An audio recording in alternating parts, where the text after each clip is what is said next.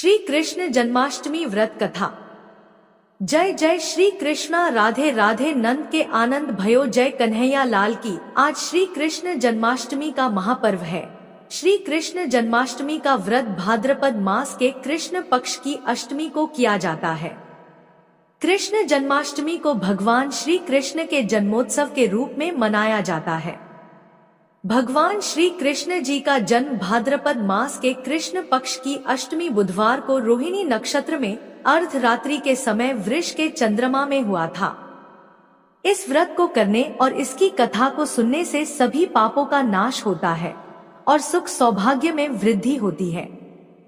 तो आज मैं आपको सुना रही हूँ भगवान श्री कृष्ण जन्माष्टमी की बड़ी ही दुर्लभ कथा। इस कथा को बड़ी ही श्रद्धा और प्रसन्नचित मन से पूरा अवश्य सुनिएगा। आधी अधूरी कथा को सुनने से पूर्ण फल प्राप्त नहीं होता है। आइए श्री कृष्ण जन्माष्टमी की व्रत कथा को सुनते हैं। द्वापर युग में जब पृथ्वी पाप और अत्याचारों के भार से दबने लगी, तो पृथ्वी गाय का रूप बनाकर सृष्टिकर्ता विधाता ब्रह्मा जी के पास गई। सभी देवता ब्रह्मा जी के पास गए और ब्रह्मा जी को पृथ्वी की दुखांत कथा सुनाई। वहां उपस्थित सभी देवताओं ने निर्णय किया कि इस संकट के समाधान हेतु भगवान विष्णु के पास जाएंगे और सभी लोग पृथ्वी को साथ लेकर क्षीर सागर में भगवान विष्णु जी के पास जा पहुंचे, जहां भगवान विष्णु शेष शैया पर शयन कर रहे थे। वहां जाकर सभी देवता गण भगवान विष्णु की स्तुति करने लगे। स्तुति करने से भगवान विष्णु की निद्रा भंग हुई। तब विष्णु जी ने सबसे आने का कारण पूछा। तब दीन वाणी से पृथ्वी बोली, प्रभु, संपूर्ण भूमंडल पाप और अत्याचारों से घिर गया है और पृथ्वी इन पाप और अत्याचारों के भार से दबने लगी है, इसलिए कृपा करके इस संकट का निवारण करिए। यह सुनकर भगवान श्री हरि विष्णु बोले, मैं ब्रज मंडल में वासुदेव गोप की भार्या कंस की बहन देवकी के गर्भ से जन्म लूंगा, इसलिए तुम ब्रजभूमि में जाकर यादव कुल में अपना शरीर धारण करो। इतना कहकर भगवान विष्णु अंतर्ध्यान हो गए और देवता तथा पृथ्वी ब्रजभूमि में आकर यादव कुल के नंद, यशोदा तथा गोपियों के रूप में पैदा हुए। इसके बाद कुछ दिन ऐसे ही व्यतीत हो गए। वसुदेव नव विवाहिता देवकी तथा साले कंस के साथ गोकुल में जा रहे थे।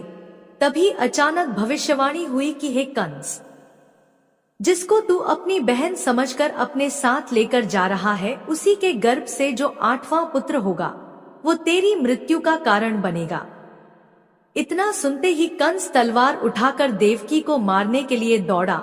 तब वसुदेव ने कहा, कंस देवकी बेकसूर है और बेकसूर स्त्री को मारना उचित नहीं है, इसलिए जब भी देवकी के गर्भ से पुत्र का जन्म होगा तो पैदा होते ही मैं आपको अपनी सब संतान दे दूंगा, तो फिर आपको कौन मारेगा।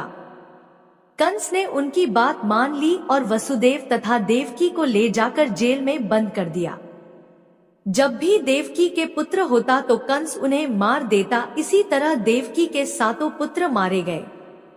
इसके बाद जैसे ही 8वें गर्भ की बात कंस को मालूम हुई, इस बात का पता चलते ही कंस ने देवकी और वसुदेव को विशेष कारागार में डलवा कर पहरा लगवा दिया। भाद्रपद माह की कृष्ण पक्ष की अष्टमी को अर्धरात्रि के समय जब शंख गदा पद्मधारी भगवान श्री कृष्ण का जन्म हुआ तो चारों ओर प्रकाश फैल गया। लीलाधारी भगवान की यह लीला देखकर वसुदेव और देवकी उनके सामने हाथ जोड़कर खड़े हो गए। भगवान श्री कृष्ण ने जब अपना बाल स्वरूप लिया तब देवकी और वसुदेव के हाथों की हथकड़ियां टूटकर खुल गई। दरवाजे अपने आप खुल गए और पहरेदार सोते हुए नजर आए।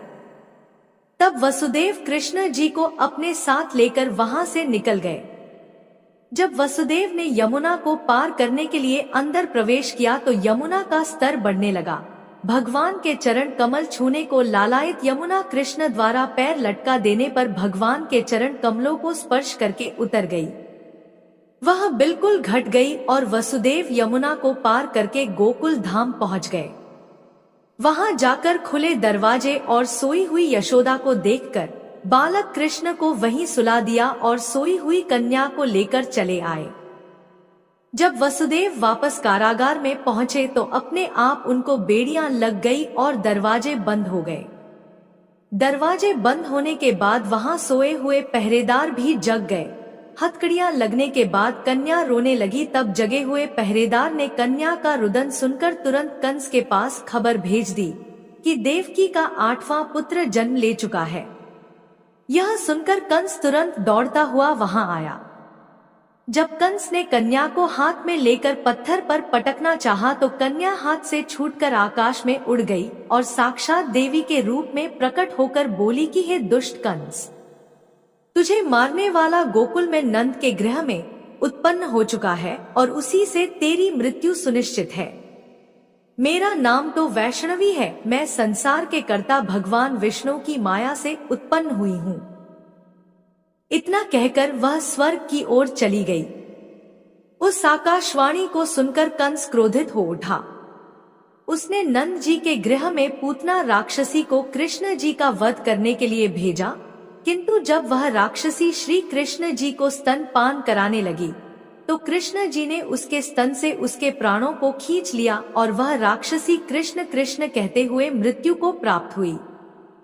जब कंस को पूतना की मृत्यु का समाचार प्राप्त हुआ तो उसने कृष्ण का वध करने के लिए क्रमशकेसी नामक दैत्य को अश्व के रूप में, उसके पश्चात अरिष्ट नामक दैत्य को बैल के रूप में भेजा, किंतु यह दोनों भी कृष्ण जी के हाथों मृत्यु को प्राप्त हुए। इसके पश्चात कंस ने कालियाख्य नामक दैत्य को कौवे के रूप में भेजा, किंतु वह भी श्री कृष्ण जी के हाथों मारा गया।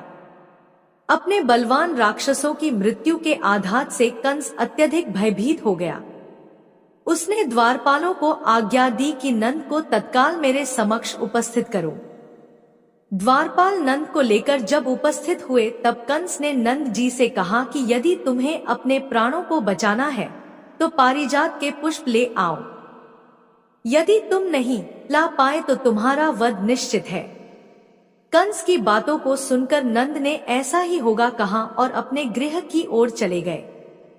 घर आकर उन्होंने संपूर्ण वृतांत अपनी पत्नी यशोदा को सुनाया, जिसे श्री कृष्ण भी सुन रहे थे। एक दिन श्री कृष्ण अपने मित्रों के साथ यमुना नदी के किनारे गेंद खेल रहे थे और अचानक श्री कृष्ण जी ने ही गेंद को यमुना में फेंक दिया। यमुना में गेंद फेंकने का मुख्य उद्देश्य यह था कि किसी प्रकार पारिजात पुष्प ले आए। अतः वे कदम के वृक्ष पर चढ़कर यमुना में कूद पड़े। कृष्ण के यमुना में कूदने का समाचार श्रीधर नामक गोपाल ने यशोदा को सुनाया। यह सुनकर यशोदा भागती हुई यमुना नदी के किनारे आ पहुंची और उन्होंने यमुना नदी की प्रार्थना करते हुए कहा, है यमुना माता, यदि मैं बालक को देखूंगी तो भाद्रपद मास की रोहिणी युक्त अष्टमी का व्रत अवश्य करूंगी, क्योंकि दया दान सज्जन प्राणी ब्राह्मण कुल में जन्म, रोहिणी युक्त अष्टमी, एकादशी, गया श्राद्ध और रोहिणी व्रत यह सभी दुर्लभ हैं। हजारों अश्वमेघ यज्ञ, सहस्त्र राजसूय यज्ञ, दान, तीर्थ और व्रत करने से जो फल प्राप्त होता है वह सब श्री कृष्ण जन्माष्टमी के व्रत को करने से प्राप्त हो जाता है। यह बात नारद ऋषि ने इंद्र से कही थी। इंद्र ने कहा है, मुनियों में श्रेष्ठ नारद, यमुना नदी में कूदने के बाद उस बाल रूपी कृष्ण ने पाताल में जाकर क्या किया, यह संपूर्ण वृतांत भी बताएं। नारद जी ने कहा, है इंद्र, पाताल में उस बालक से नागराज की पत्नी ने कहा कि तुम यहाँ क्या कर रहे हो, कहाँ से आए हो और यहाँ आने का क्या प्रयोजन है। नाग पत्नी बोली, है कृष्ण, क्या तूने धूत क्रीड़ा की है जिससे अपना समस्त धन हार गया है?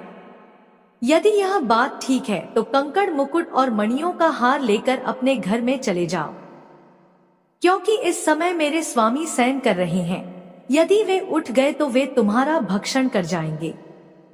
नाग पत्नी की बातें सुनकर श्री कृष्ण जी ने कहा, है कांते, मैं किस प्रयोजन से यहाँ आया हूँ वह वृतांत मैं तुम्हें बताता हूँ। समझ लो, मैं कालिया नाग के मस्तक को कंस के साथ जुए में हार चुका हूँ और वही लेने मैं यहाँ आया हूँ। बालक कृष्ण की इस बात को सुनकर नाग पत्नी अत्यंत क्रोधित हो उठी और अपने सोए हुए पति को उठाते हुए उसने कहा, हे स्वामी, आपके घर यह शत्रु आया है, अतः आप इसका हनन कीजिए। अपनी स्वामिनी की बातों को सुनकर कालिया नाग निद्रा अवस्था से जाग पड़ा और भगवान कृष्ण से युद्ध करने लगा। इस युद्ध में कृष्ण जी को मूर्छा आ गई। उसी मूर्छा को दूर करने के लिए उन्होंने गरुड़ का स्मरण किया। स्मरण होते ही गरुड़ जी वहां आ गए। श्री कृष्ण जी अब गरुड़ पर चढ़कर कालिया नाग से युद्ध करने लगे और उन्होंने कालिया नाग को युद्ध में पराजित कर दिया। अब कालिया नाग ने भली भांति जान लिया था कि मैं जिनसे युद्ध कर रहा हूँ वे और कोई नहीं, स्वयं भगवान विष्णु जी के अवतार श्री कृष्ण जी हैं। अतः उन्होंने कृष्ण के चरणों में साष्टांग प्रणाम किया और पारिजात से उत्पन्न बहुत से पुष्पों को मुकुट में रखकर श्री कृष्ण जी को भेंट किया। अब श्री कृष्ण जी चलने को हुए तब कालिया नाग की पत्नी ने कहा, हे स्वामी, मैं कृष्ण को नहीं जान पाई। हे जनार्दन, मंत्र रहित, क्रिया रहित, भक्ति भाव रहित मेरी रक्षा कीजिए। हे प्रभु मेरे स्वामी, मुझे वापस दे दीजिए। तब श्री कृष्ण जी ने कहा, हे सर्पिणी, दैत्यों में जो सबसे बलवान है उस कंस के सामने मैं तेरे पति को ले जाकर छोड़ दूंगा, अन्यथा तुम अपने घर को चली जाओ। अब श्री कृष्ण जी कालिया नाग के फन पर नृत्य करते हुए यमुना के ऊपर आ गए। तदनंतर कालिया की फूंकार से तीनों लोग कंपायमान हो गए। अब कृष्ण कंस की मथुरा नगरी की ओर चल दिए। महाकमल पुष्पों को देकर यमुना के मध्य जलाशय में वह कालिया सर्प भी चला गया। इधर कंस भी विस्मित हो गया तथा कृष्ण प्रसन्नचित होकर गोकुल वापस लौट आए। उनके गोकुल आने पर उनकी माता यशोदा ने विभिन्न प्रकार के उत्सव किए। अब इंद्र ने नारद जी से पूछा, है महामुनि, संसार के प्राणी बालक श्री कृष्ण के आने पर अत्यधिक आनंदित हुए। आखिर श्री कृष्ण जी ने क्या क्या चरित्र किया, वह सभी आप मुझे बताने की कृपा करें। नारद जी ने इंद्र से कहा, मन को हरने वाला मथुरा नगर यमुना नदी के दक्षिण भाग में स्थित है। वहां कंस का महाबल साई भाई चारूढ़ रहता है। उस चारूढ़ से श्री कृष्ण की मल युद्ध की घोषणा की गई। हे इंद्र, बाल रूपी कृष्ण और चारूढ़ का मलयुद्ध अत्यंत आश्चर्यजनक था। चारूढ़ की अपेक्षा श्री कृष्ण बाल रूप में थे। भेरी शंख और मृदंग के शब्दों के साथ कंस और केसी के इस युद्ध को मथुरा की जनसभा के मध्य में देख रहे थे। श्री कृष्ण जी ने अपने पैरों को चारूढ़ के गले में फंसाकर उसका वध कर दिया। चारूढ़ की मृत्यु के पश्चात उनका मल युद्ध केसी के साथ हुआ। अंत में केसी भी युद्ध में श्री कृष्ण जी के द्वारा मारा गया। केसी के मृत्युपरांत मल युद्ध देख रहे सभी प्राणी श्री कृष्ण जी की जय जयकार करने लगे। बालक कृष्ण के द्वारा चारूढ़ और केसी का वध होना कंस के लिए अत्यंत हृदय विदारक था। अतः उसने सैनिकों को बुलाकर उन्हें आज्ञा दी कि तुम सभी अस्त्र शस्त्रों से सुसज्जित होकर कृष्ण से युद्ध करो। हे इंद्र, उसी क्षण श्री कृष्ण जी ने गरुड़, बलराम तथा सुदर्शन चक्र का ध्यान किया, जिसके परिणाम स्वरूप बलदेव जी सुदर्शन चक्र लेकर गरुड़ पर आरूढ़ होकर आए। उन्हें आता देख बालक कृष्ण ने सुदर्शन चक्र को उनसे लेकर स्वयं गरुड़ की पीठ पर बैठकर ना जाने कितने ही राक्षसों और दैत्यों का वध कर दिया, कितनों के शरीर अंग भंग कर दिए। इस युद्ध में श्री कृष्ण और बलदेव ने असंख्य दैत्यों का वध किया। बलराम जी ने अपनी आयुध शस्त्र हल से और कृष्ण जी ने सुदर्शन चक्र से माघ मास की शुक्ल पक्ष की सप्तमी को विशाल दैत्यों के समूह का सर्वनाश कर दिया।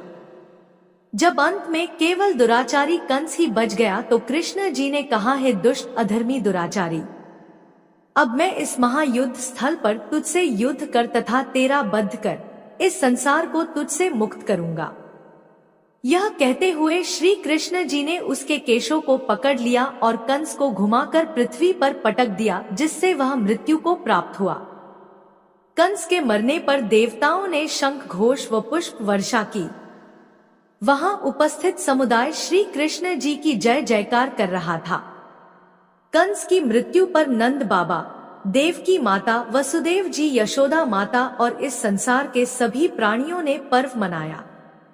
इस प्रकार से श्री कृष्ण जन्माष्टमी की इस पावन कथा का यहीं पर समापन हुआ। बोलिए श्री कृष्ण भगवान की जय, बोलिए श्री राधा कृष्ण भगवान की जय।